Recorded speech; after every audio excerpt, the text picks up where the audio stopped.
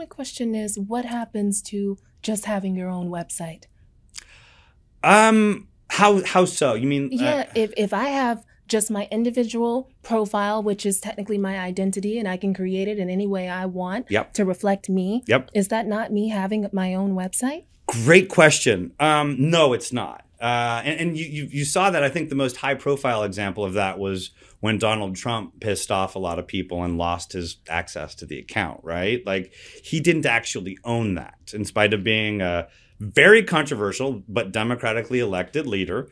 He lost access to all of his users, to all of his followers. He did not own his identity there. He thought he did.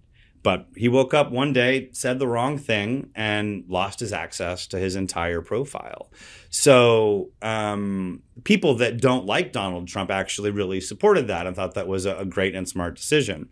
But it's not difficult to imagine a world where you could find yourself on the wrong side of a different agenda, of a different exercise of free speech, and you could lose your access to that account. Now, in a decentralized world, the creators of these social networks can still shut you up if they want, but you just move to another social network.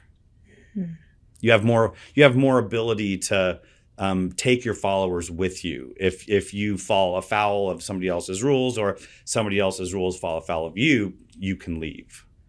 Maybe I'm too 2023 to make this make too much sense, but I believe I'm picking up what you're putting down. So everyone has their own profile. Yes.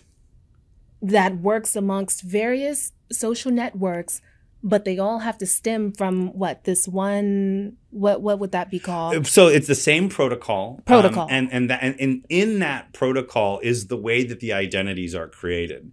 And since everybody is creating their identities the same way, those identities can move with the user from social network to social network. Like you couldn't take your Facebook friends with you to LinkedIn. Mm-hmm. You couldn't take your TikTok followers to Twitter, because at the protocol level, at the very basic layer of these social networks, they are creating identities differently.